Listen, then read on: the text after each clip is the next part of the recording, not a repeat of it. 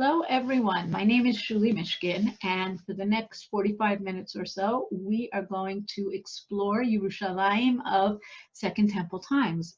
3 weeks beginning now on Shivas Arba Tammuz is a time when we think a lot about the Beit HaMikdash, and we're going to try and understand what happened in the Beit HaMikdash in its glory days and what led to its downfall. So for that, we're going to be taking a look at a lot of pictures, giving us a sense of what life was like then. I would like to dedicate this shiur to the refuah, to the continued recovery of Kohen Gadol bat Brindel, b'toch shar oleh Yisrael, and let's get started. So I'm going to share my screen, and we're going to be able to take a look at some of the pictures here. So just give me a second to do that.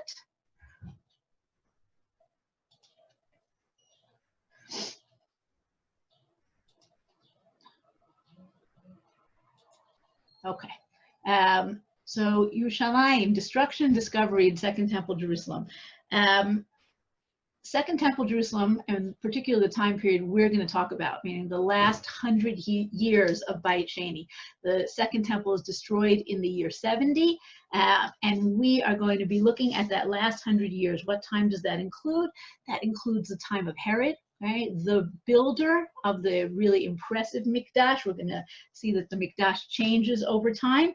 And then through various Roman appointed rulers and governors until we finally reach the days of the Great Revolt in the year 66 and the terrible culmination of the Churban, of the destruction of the Beit HaMikdash in the year 70 of the Common Era. The image that I put over here is actually a fascinating image. These are coins that are not from the time of the Mikdash. Okay, they are actually from the time of the Bar Kokhba revolt, about 60 years after the Mikdash is destroyed. But it is so far pretty much the only depiction that we have of what the Mikdash might have looked like. If you look at the coin, the facade of the coin on the left, you'll see that we have kind of the imagery, the opening of the Mikdash, the pillars on either side, perhaps an image of the Shulchan or maybe the Aron inside. Not a lot of detail, but we really don't have anything from the Mikdash itself. We're going to see that in terms of archaeology, we have tons of stuff from around the Mikdash, from the streets around, from the stones, lots of artifacts. The Mikdash itself, because of geopolitical reality, we don't really have anything that shows us the memory of the Mikdash, but who knows what will happen in the future.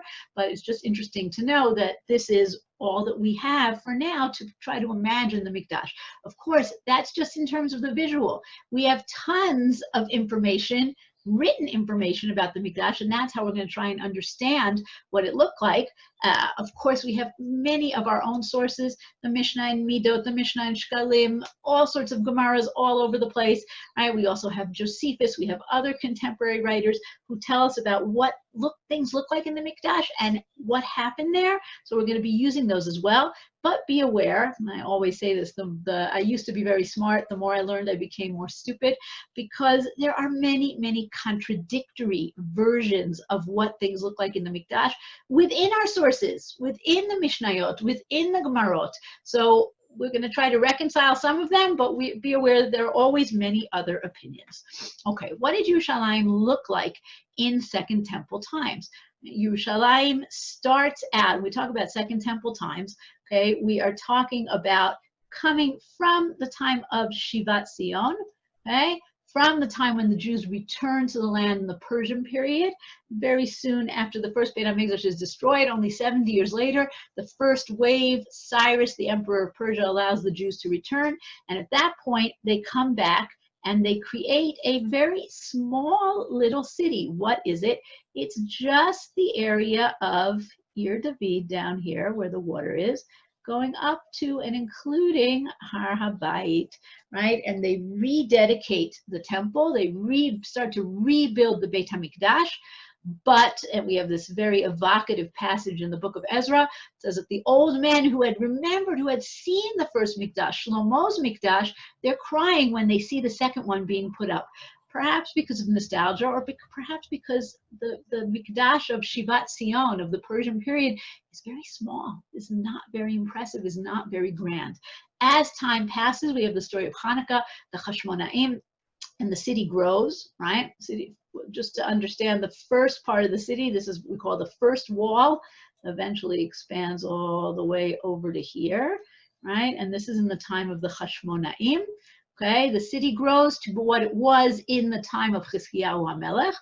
All of Ir David, Har Habayit, and this lower part of the city, the southern part of the city, including what we call today the Jewish Quarter or the Western Hill. This is in the time of the Hashmonaim.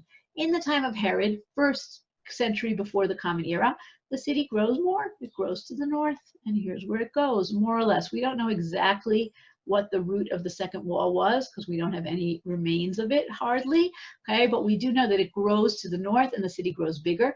By the time we get to the eve of the Churban, the last couple of decades before the temple is destroyed, the city has grown to what's going to be its greatest size until the 19th century, which is pretty amazing.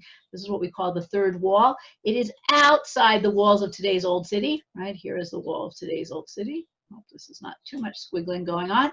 It's north of that wall. It reaches into, people who know Jerusalem, the area of the Russian compound, the area of Mea She'arim. So it is a really very large, very impressive city. This northern part, not so settled, right? It's a suburb that only develops in those last few decades. And as far as we know, not too many houses here, not too much going on, but it still is included within the city of Yerushalayim. So we have this large and impressive city on the eve of the Churban. We talk about coming to Yerushalayim, right? Coming to the Mikdash. We talk about Aliyah laregel, right? Aliyah laregel, the commandment we have in the Torah is how many times a year? 3 times a year. We come on Aliyah laregel. We come to the Mikdash. Pesach, Shavuot, Sukkot. In First Temple times, it is very likely that people came 3 times a year because everybody lived within Eretz Yisrael.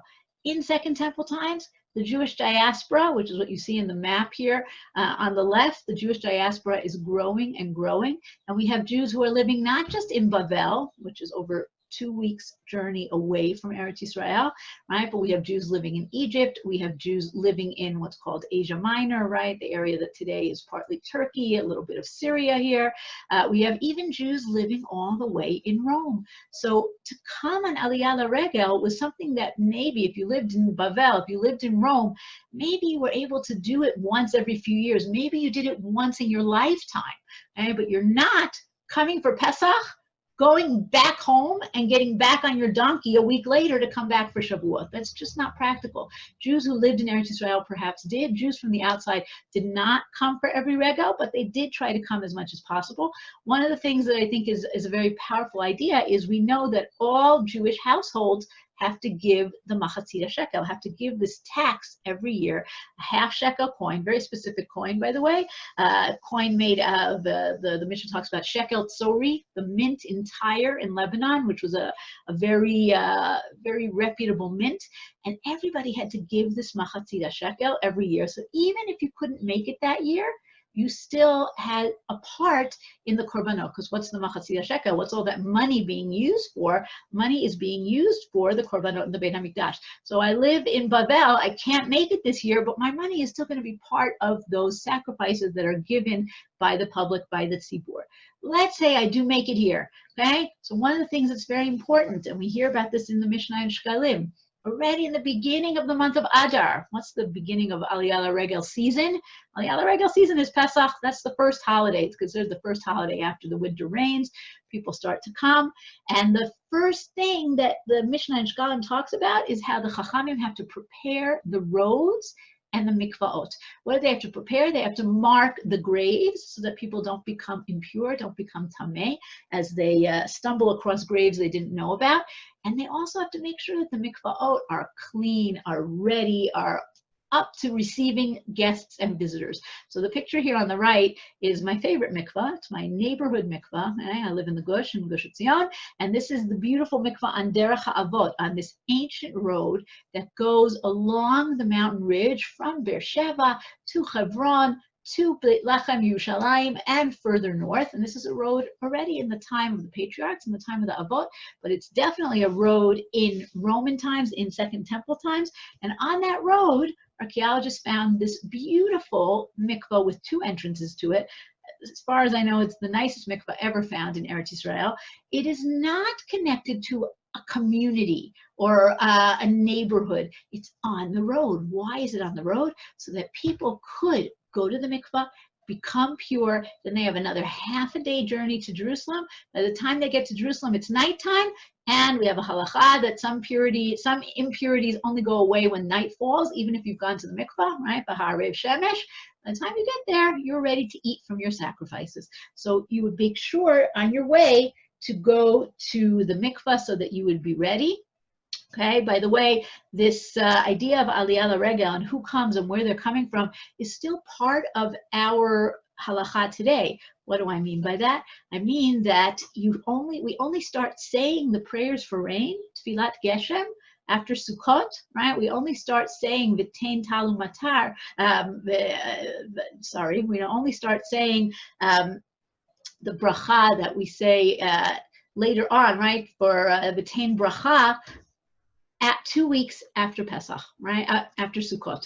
We only start saying it 2 weeks after Sukkot because it gives time for the people from Bavel to make it home, right? They have to get home. We don't want them to be stuck in the mud and the rain on the side of the road.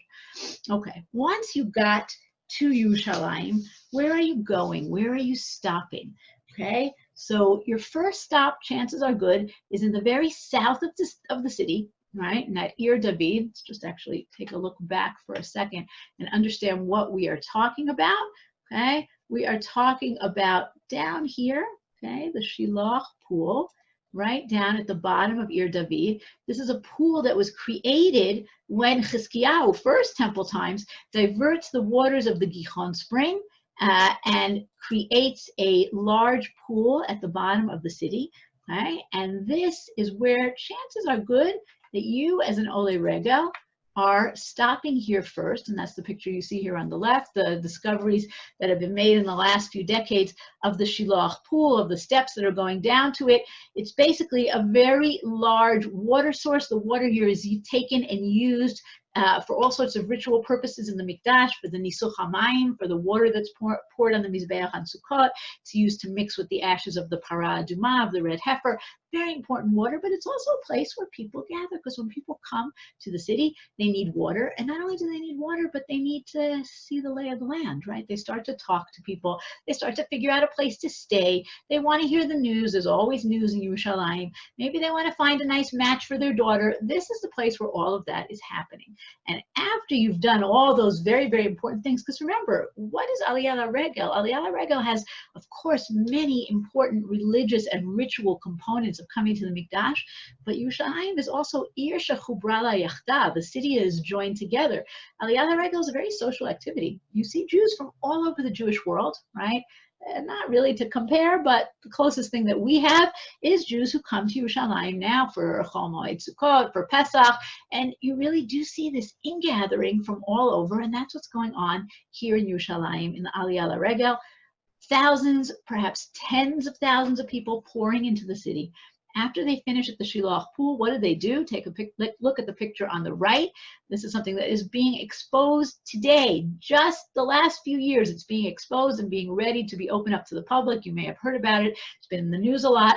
The Pilgrim's Road, right? The laregel road. This is a road going from that Shulie pool all the way up the hill to the foot of the Temple Mount and going along the western wall. We're going to see the continuation of that road in another minute when we talk about the stores that are there, okay? This street is being exposed and getting ready to be opened up to the public. Not only do we have the above ground street, but we also have the very elaborate sewer system underneath the street, okay? And that's also important to understand, right? What happens on this street? So a couple of years ago, there was a fascinating discovery that was made on this street, and that was this kind of a sort of like a podium, right? Take a look at the picture on the left.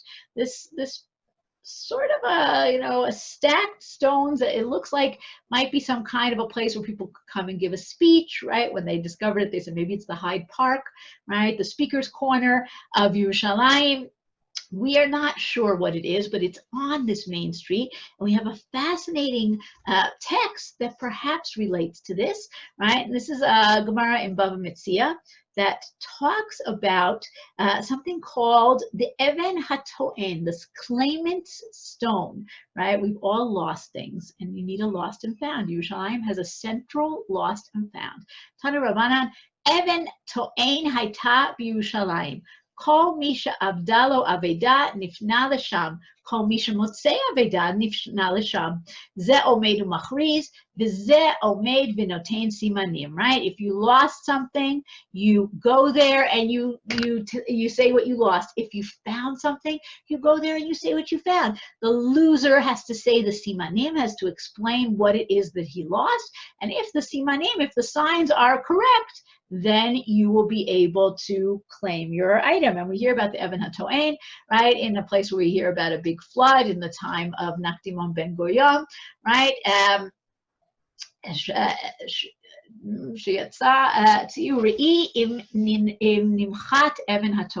the Even HaToen was obscured by the rising water. Now, despite this lovely lost and found, people still lost things that weren't returned to them. And in excavations that were done right by Ir David in the Givati parking lot, right, amazing excavations where they're discovering all sorts of things, they found this stunning earring, right? It looks like it was lost yesterday. It was actually lost 2,000 years ago. Okay? Somebody went to Yerushalayim on Aliyah laregel, brought the beautiful earrings that her husband got her for an anniversary present, and lost one. And we found them 2,000 years later. So very sad for her, but very exciting for all of us. But the Even HaToen didn't always work, just like lost and found don't always work today. Okay, you've done your socializing, you've done your losing and finding, you've made your way up to the street that is at the foot of the western wall of the Temple Mount. We're going to see a picture in a minute of how Yerushalayim, about how Har HaBayit looked, okay? But we know that this is the major street. This is the downtown, the Broadway of Second Temple Jerusalem. This is a street that goes from, like we said, from the Gihon Pool all the way to the northern edge of the western wall.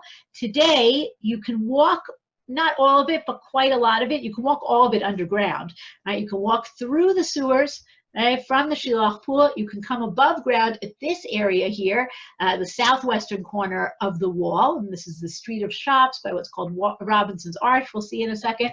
And you can continue to the Kotel itself where we pray, which is part of the same street, okay? And continue even further by going into the Kotel Tunnels. So almost this whole street has been exposed. What's on the street? Why is it important, right? We could call it Wall Street, not my joke from the Kotel Tunnels, but still a good joke, okay? And this is a major street that has on it, what are you gonna have on a major street? Stores. So you see the whole street laid out in front of you on the left. On the right, you have the one of the shops, right? You get a sense of what did these shops look like. When we talk about stores, we're not talking about Macy's, right? We are talking about something like the Shuk, right? Where people have a small stall, right, with an inner part that in the nighttime, in the rain, you could close it up with a gate. And we've actually found the grooves where the gate posts would go into the stone. We found that in the stone here. In the day, you open up the gates, you put your things out on the sidewalk. Now, what are people buying and selling here on this street? So one thing that needs to be done is money changing, right? We have people who are called the shulchani in the language of the Mishnah, the table guys, literally, right? And they put out their tables and they're changing money. Why are you changing money? Because like we said, people are coming from all over the diaspora. People need to change money to get their machatzit hashekel, which is a very specific kind of a coin, and they just need money for every day needing money, right? So you need to do that. You need to buy sometimes, not always, but you need to buy elements of your korban, of your sacrifice. One of the fascinating things that was found here is a stone, sort of like a cone shape, that has on it the Hebrew letters. You can see it in the Israel Museum. Kuf Resh Bet Nun. Kuf Resh Bet Nun. Korban. Was this the Korban store, the sacrifice store? In case you didn't know how to read, which there definitely were people like that, is a picture, a drawing of two birds hanging upside down, okay, dead birds. So people would buy things for their korbanot, okay? People would spend the money of Maaser Sheni, right? What's Maaser Sheni? Maaser Sheni, 2 of the 7 years in the Shemitah cycle. You need to take 10% of your produce, not give it to the poor people, which you do the other, the other 4 years, but rather take it and eat it and enjoy it in Yerushalayim. Okay, now let's say I have an orchard of pomegranates with 20 tons of pomegranates. I am not bringing 2 tons to Yerushalayim and eating them. That's quite a lot of pomegranates. What do? I convert it into money. I come to Yerushalayim and I buy myself a nice steak dinner. Right? It's a beautiful idea, Maser Sheni. It's a way of bringing your celebration to Jerusalem, enhancing the economy of Jerusalem, all those things, and perhaps you're spending your money here in these stores. What else was found here? Weights, right? Stone weights. We know that in the old days, how did you buy things? How did you know how much you were getting? You had those scales. Remember those old Rosh Hashanah cards, right? With the scales with the 2 dishes. In one, you would put a stone weight that says 1 kilo, 2 kilo, half a kilo. And in the other, you'd put whatever it is you are buying, so that it turns out to be even. Now, the Torah has very specific rule about weights, right? It says you have to have efat tzedek, even tzedek. You have to be right, just and righteous in your weights. Why? It's very easy to cheat with weights. Right? I shave off a little bit, and that's, I've saved 1 banana from what I have to give to somebody. Nobody else notices it, but by the end of the week, I've saved myself a lot of money. So just weights are actually a very difficult thing to keep to. Romans actually had an official who would go around testing weights in the marketplace, okay? But Jews are commanded to do that from the Torah. So weights were found here. All kinds of stoneware. Stone doesn't become tameh, doesn't become impure, so they found stone cups and dishes, and underneath one of the stores they actually found a large cache of coins, right? Think of it as a cash register. Why was it underneath one of the stores? Because presumably the owner of the store knew trouble was coming, the Romans are on the way, what am I going to do with my money? I need to put it somewhere safe, and he puts it underneath the floor of his store. He never comes back to get it. We don't know what happened to him. Perhaps he was killed in the revolt, perhaps he escaped, but he doesn't come back to get his money. And only when archaeologists unearthed this about 20 years ago do they discover the money. And the coins go up. Coins are amazing because coins have dates, right? The last date of the coins is the years of the Great Revolt. So we know that that's the circumstances that are happening here. Now, what else is on this street? There are a couple of nice things on the street, and this is one of them, very, very famous. A stone, take a look at the top picture.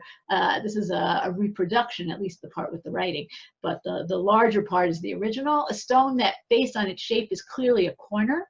It was found in the southwestern corner of the Mikdash, okay, of the walls around the Temple Mount, and on it is actually this beautiful, very clear writing, right? Writing in Second Temple times is the letters that we use today, the Ketav Ashuri, so we can read them very nicely. And it says, Libeit, okay, actually let's annotate this so it'll be easier to see, okay?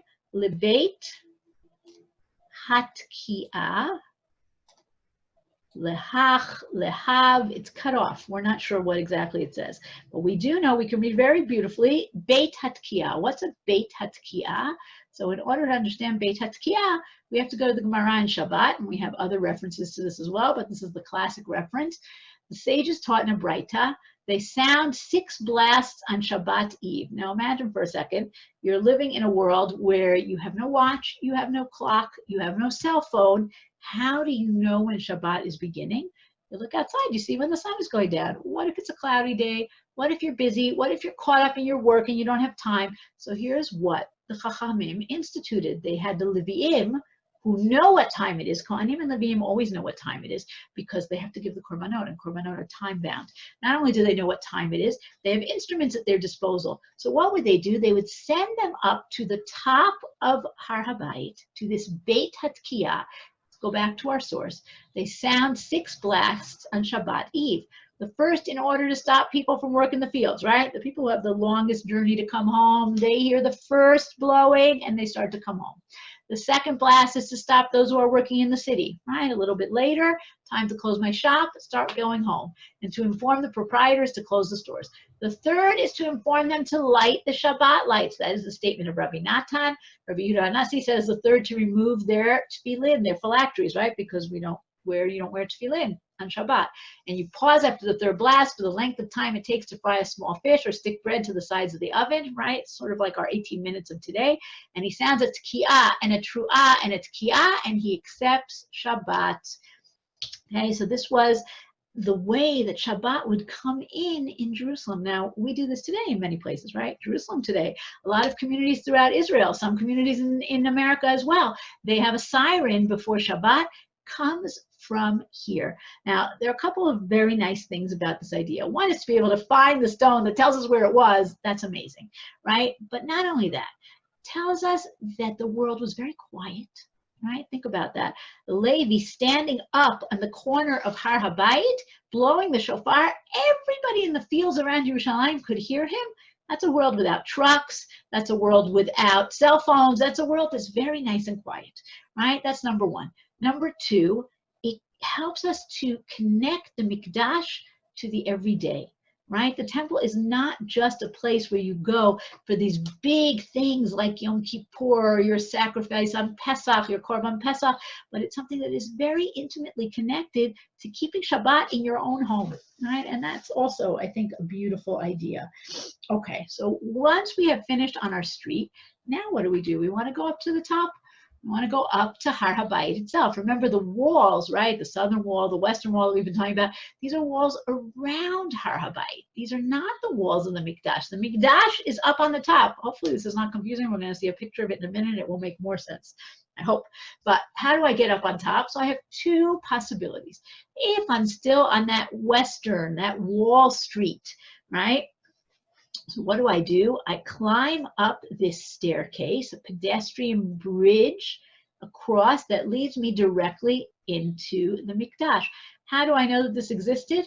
Because about 150 years ago, there was an American Christian who came to visit in Jerusalem, and he saw that there was some strange little formation sticking out of the wall. Now, at that time, street level was all the way up on the wall here, but he saw this weird little thing sticking out. He said, what is this? Okay, his name was Edward Robinson, and it became known as Robinson's Arch. And he understood that it was an arch. He thought it was an arch of a large bridge that reached all the way across the valley to the upper city, to the Jewish quarter of today. Today, we understand that it was actually much smaller. It was an arch that was on top of the stores on the other side. And this was an elegant pedestrian bridge that would take you directly onto Har HaBayit. That's one way you could go up. You could also choose to go around to the southern side, right? And what you're seeing in the picture on the right is what's called the Huldah steps, the Huldah gates. Some of them discovered the original pieces, some of it rebuilt. And here you had two sets of gates, right? A triple one on the eastern side, a double one on the western side, a very large entranceway. Why so large? Because the south is where people are coming from, right? They're coming up from that Gihon Pool, they're coming up from Ir David, and this is the classic way to enter the Mikdash. And in fact, the Mishnah in Midot even talks about how you go in, right? It says when you enter, you have to go in on the eastern side, right? The triple gates, and do what I have to do and come out on the western side. But there are two types of people who go the opposite direction. Now, imagine for a moment, thousands of Jews going in one direction and one guy, excuse me, pardon me, making his way in the other direction. Everybody's going to say to him, why are you going in the other direction? And he has to say one of two reasons. Number one, I'm a mourner. I'm in mourning for someone who died in my family. And that's why I have to do things differently. What does that do? That gives an opportunity for everybody around him to say, I'm so sorry, right? Hamakom yinachem olcha, hamakom, this place, right? The God who is in this place should comfort you. The other kind of person, that sort of makes sense, right? Even though you don't know people here, again, Yerushalayim ir shechubra la yachdav, bringing Jews together, everyone feels the need to comfort you. But the other answer is a little bit stranger. The man says, why are you going the wrong way? The man or the woman, by the way, says, I am in nidui. I did something that the rabbis don't like, and they put me into kind of a lesser form of excommunication, of cherem, and I have to do things differently. And then what does the person who's talking to him respond? Well, he could say, oh, that's such a shame, you terrible sinner.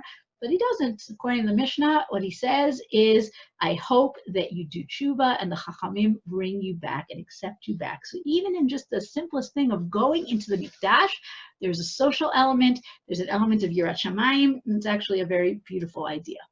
Okay, now, in case you were confused about where are the walls and where is everything else, here is our nice picture of what did Har HaBayit itself look like. Okay, so we have these walls around the mountain, okay, it's partly built already by the time of Herod, but Herod, in the years around 30-20 before the Common Era, okay, he expands the walls, he makes it longer over here on the western side, so that he has more room on top for a larger, grander space, and he adds all different kinds of things.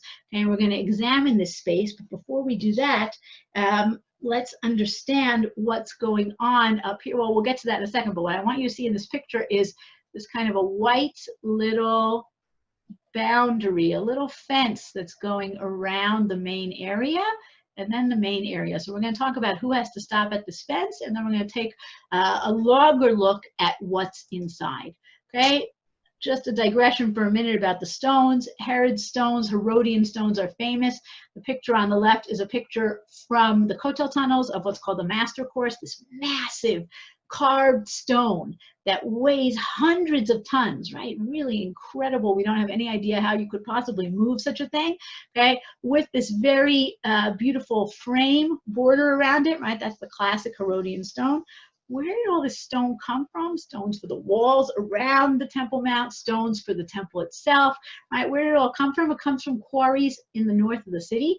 Okay, one of them is in the picture on the right. This is a 19th century, early 20th century picture of something called Tzidkiyahu's cave, Me'arat Tzidkiyahu, which has nothing to do with King Tzidkiyahu from Bayit Rishon times, but was actually a massive quarry. And you can see how the stones were cut out of the rock here. We found another quarry not so long ago in a northern neighborhood of Yerushalayim called Ramat Shlomo. And stone cutting was stone working, very Jewish occupation, right? Herod hires lots of people who learn how to work with stone. When the Mikdash is finished, they need to keep on, making a living. So we have all kinds of beautiful stoneware in Yerushalayim, stone dishes, because they don't become tameh. Okay, stone ossuaries, burial bone boxes, all kinds of beautiful things. Okay, but here we are up on the top, and this was discovered more than 100 years ago. Okay, it's a stone that, if you can read it, it's a little hard to see. It's written in Greek, right? Meaning, if it's written in Greek, it's meant for non-Jews, right? Jews know Greek also, but it's basically meant for non-Jews. What does the stone say? The stone says, if you go past this point, okay, and on the bottom you can see the last word here, thanaton, you will be put to death. So this brings us to the question of who's allowed up on Har HaBayit and where are they allowed to go? So the answer basically, and a lot of times I ask that question to people and people say, oh, Kohanim, yes. Oh, Leviim, who else? Everybody, right? Everybody is allowed up on Har HaBayit, men, women, children, Jews, non-Jews, with two caveats. Number one, at least for the Jews, you have to be pure. Okay, you have to be able to go to the mikvah and have gone to the mikvah. Okay, number two, everybody is restricted. No one is allowed to go everywhere. So non-Jews are allowed to go up on Har HaBayit and be impressed by the splendor of the building and of everything else. But once they get to, remember that fence in the picture we saw before, right? Let's go back. Sorry, that's not what I wanted to do. Let's go back 1, 2. Okay, that little white fence is called the sorag, and that's presumably where this stone was placed as a warning to tell non-Jews, have a good time, but don't go beyond this point.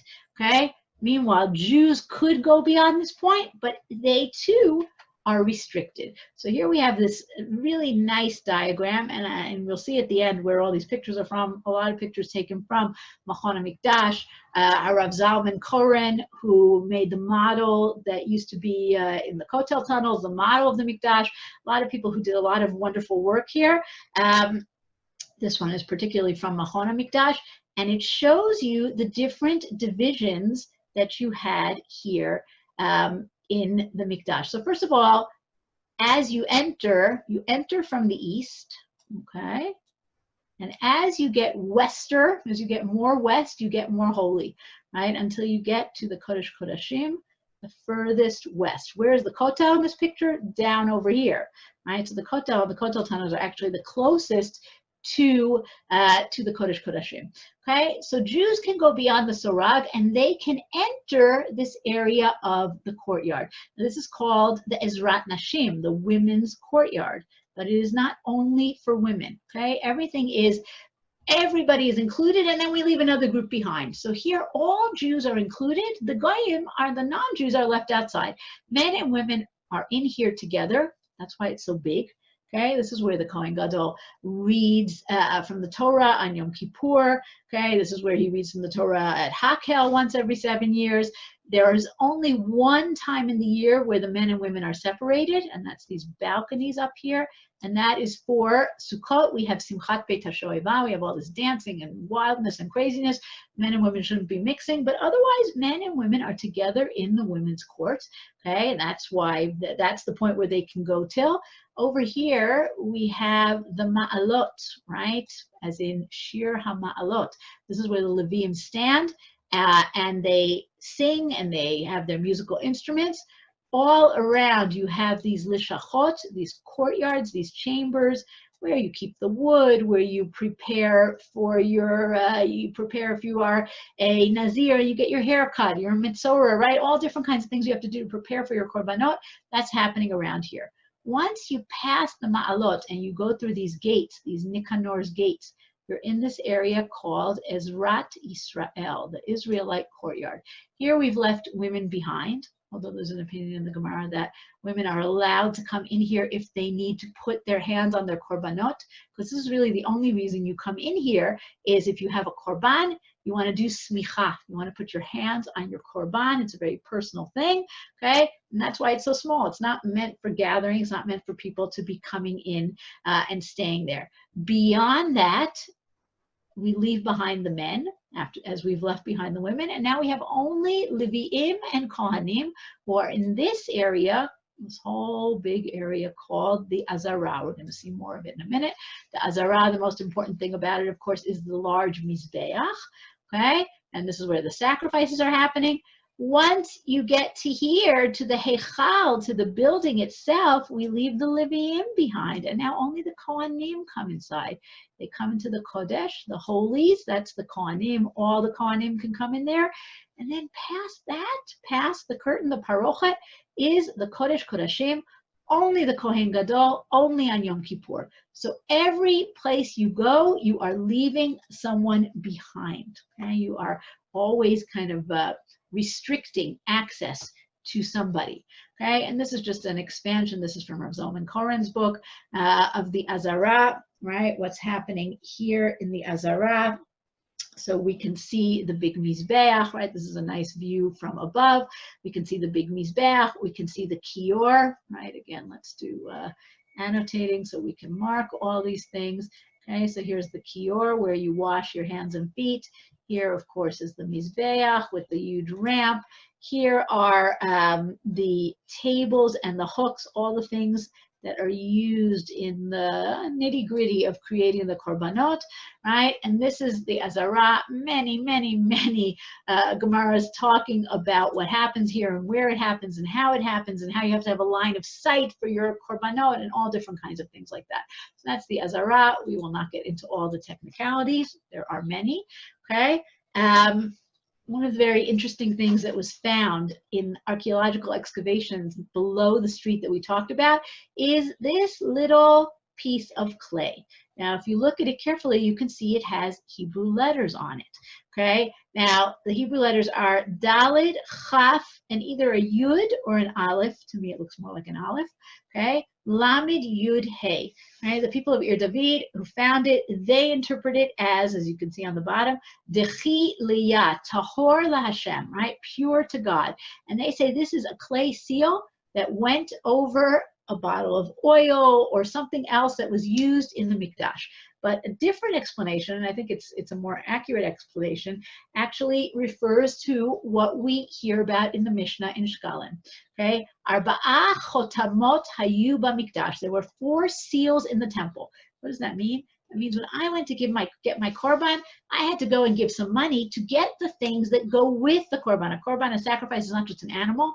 It's also a mincha, right? It's also the flour and the oil that you use to make the kind of a bread or the pancakes that go with it. Sometimes it's wine, and I need to give money and get a little shit that I then give in, so that they give the things that go along with my korban.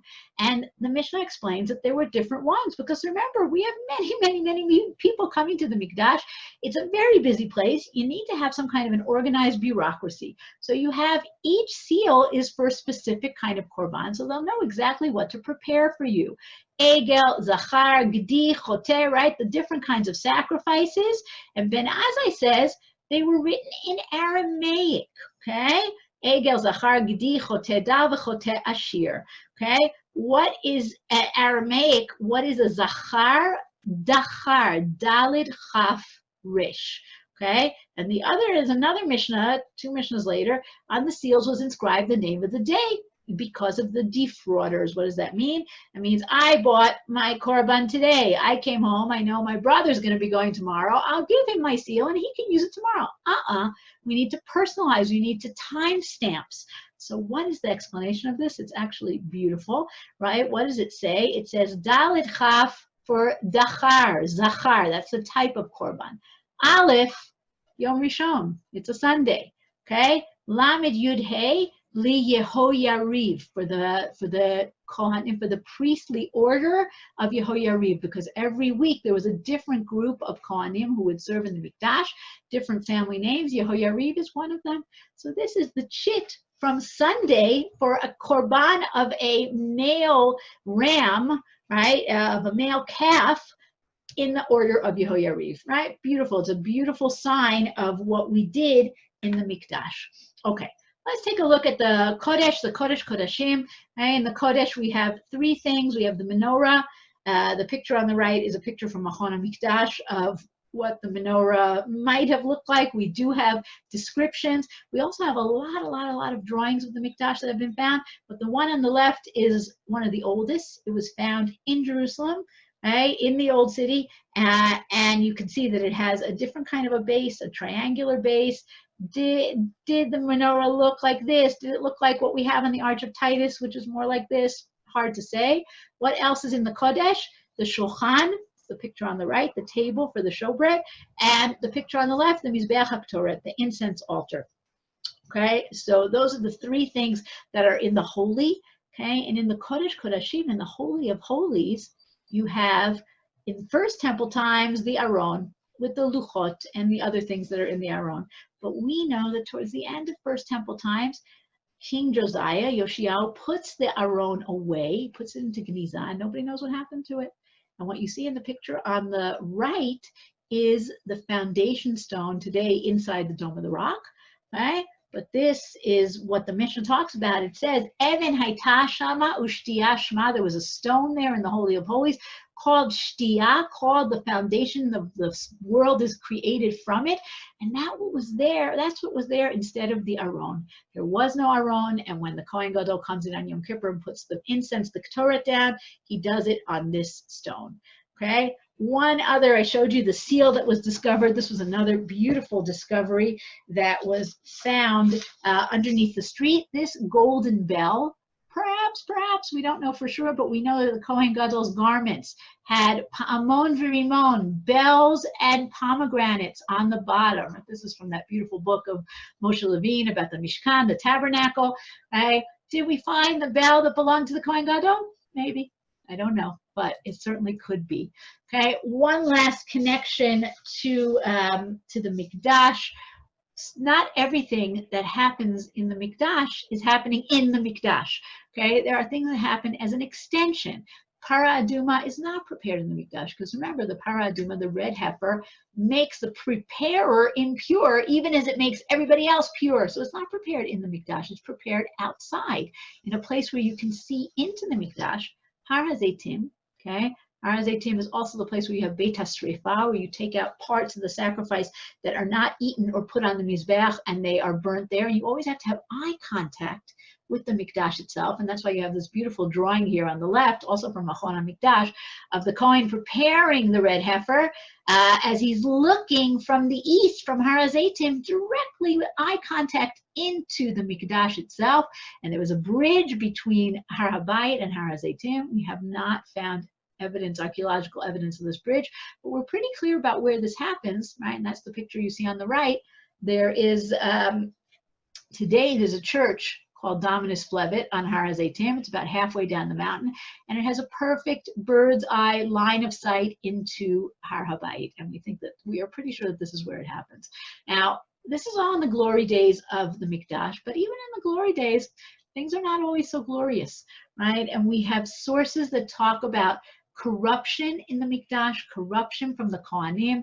This is one of the harshest ones, right? This is a Tosefta that talks about how the Kohanim, there were certain Kohanim who would kind of strong arm and use their power to take more than their fair share of the korbanot, right? And they would use their influence and their power to get the best positions in the Mikdash. And if you look at Halacha Kaf Aleph on the top here, right, it talks about all different families and what they do.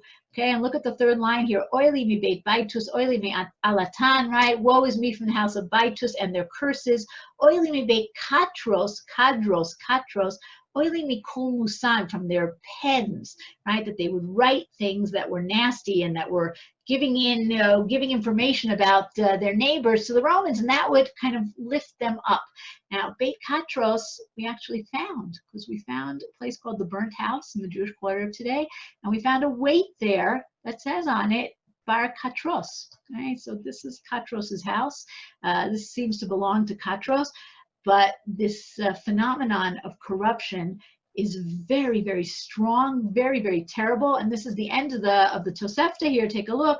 Rabbi Yohanan ben Torta said, why was Shiloh destroyed? Because they treated the holy offerings disgracefully. Why was the first building of Jerusalem, the Bayit Rishon, destroyed? Because of idolatry and sexual immorality and spilling of blood. But what about the second Beit HaMikdash? And you're all saying, Sinat Chinam. We know it's Sinat Chinam. But this is a much harsher way of saying it. We know that in the later one, they labored in Torah and were careful with tithes. So why were they exiled? Because they loved money and each one hated his fellow. That's a pretty strong indictment. Okay, just to add to that, we have a different story, a story in the Gemara in Yoma, right, that talks about how everybody wanted this job of Trumas Hadeshen, of clearing away the ashes from the night before.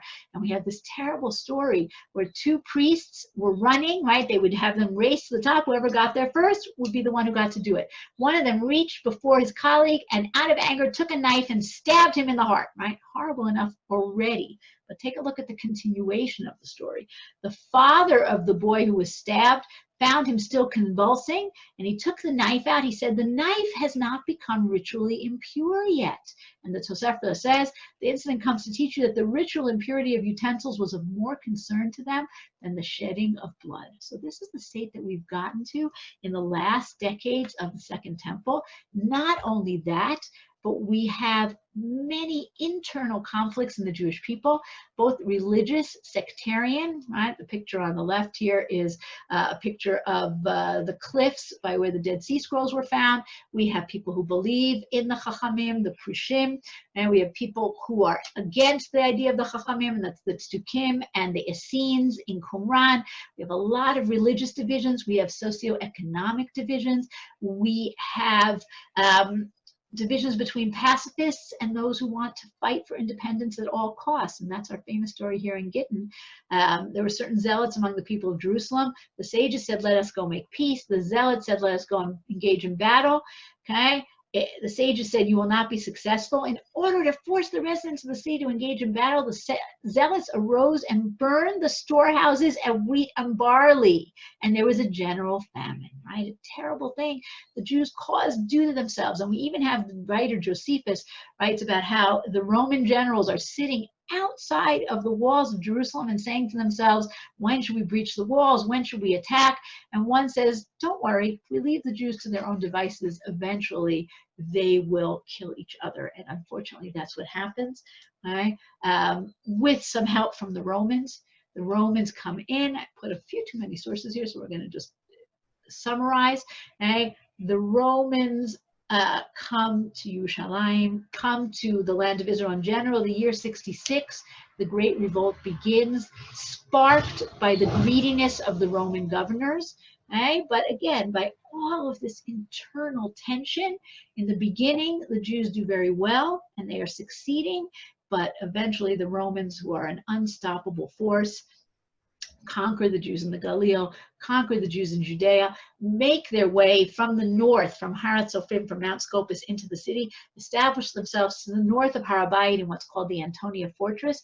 And according to Josephus, that's where the attack on the Mikdash begins, not ordered by the Roman general Titus, and there is disagreement about that, but that's what Josephus says. And a Roman soldier throws a torch onto Har HaBayit, and everything is aflame. And this, of course, is Tisha B'Av. What we don't think about as much is it takes another month for the city to be conquered. So this is the aftermath of Tisha B'Av. The beautiful street that we were on before has these huge boulders pushed down from the top of Har HaBayit, Robinson's Arch, the keystone pulled out, and the sidewalk shattered. The city, the upper city, destroyed, and the houses burnt down. This is the burnt house with evidence of massive conflagration, also fighting. We have a spear, we have an arm, right? And the Romans don't stop there because the Jews don't stop, and some of them continue to fight and to resist, and they retreat down to Masada. And these are pictures of the Roman ramp on the left in Masada and the synagogue in Masada, where the zealots decide to commit suicide rather than allowing the Romans to control them. So we have a very terrible story of devastation after this incredible glory and beauty of the Mikdash. We have a terrible story of devastation. The Romans take the spoils, this picture from the Arch of Titus, taking the menorah, taking the Chatzotzrot and the other accessories of the Mikdash. Realize there's tons of money in the Mikdash. The spoils from Jerusalem are used to build the Colosseum in Rome. The Romans stay behind and build in Jerusalem the 10th Legion. And that's what you're seeing, the roof tile here on the right. L-E-X, Legio, the Legion, X, number 10, right? Remember your Roman numerals. Legio X, they build in Jerusalem, and the city is rebuilt, but only 65 years later, Bar Kokhba revolt, and Jews are forbidden to go back to Jerusalem for hundreds of years. What happens? This really could be the end, meaning we lose the Mikdash, we lose sovereignty, everything is terrible. And this is where the story of Rabbi Yohanan ben Zakai is truly important. We talk about the heroism of the fighters at Masada, but the heroism of Rabbi Yohanan ben Zakai is much more lasting and much more important. He sees what's about to happen. He sneaks out, right? We have various versions of this story. He sneaks out of the city of Jerusalem, which is under siege, both from the Romans and from the Jews on the inside, makes his way to the Roman general Vespasian, manages to get a favor from him. What does he ask for? Right? He doesn't ask for the Mikdash to be saved. He doesn't ask for Jerusalem to be spared because he knows that's not going to happen. So instead, he says, right, look at the second part of the paragraph here. Rabbi Yohanan ben Zakai said to him, give me Yavne and its sages, spare the dynasty of Rabban Gamliel, and give me doctors to heal Rabbi Tzadok. What does Rabbi Yohanan ben Zakai ask for? It's very strange, right? Rabbi Akiva says, why doesn't he ask for the Mikdash? He asks for Yavne, for this little town out near the coast, very unimportant, very insignificant, but he wants a refuge for the Chachamim, because Rabbi Yochanan ben Zakai understands that if you have the Chachamim, if you have Torah, that is all you need. Yes, you want a Mikdash. Yes, you want sovereignty. We want it to be rebuilt, but we are dealing with the reality that we have today. And the reality we have today, we have to continue teaching Torah and continuing the ideals of Torah so that eventually we will be able to come back. And that is our story that we, go back. That is the story that we have from from Rabbi Yohanan ben Zakai. I'm just going to go back to one last picture here.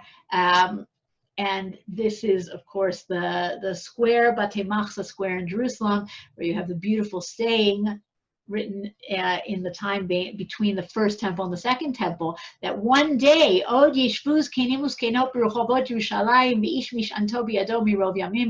day old men and women will sit in the streets of Jerusalem with a cane in their hands, and and little boys and girls will be playing in the streets. Thank God that's what's happening today, the beginnings of the Geulah. We have a few photo credits here, and I wish everyone an easy fast and a meaningful fast, and that the Geulah should come. And next year we will be celebrating Shiva Asar B'Tammuz instead of fasting on Shiva Asar B'Tammuz.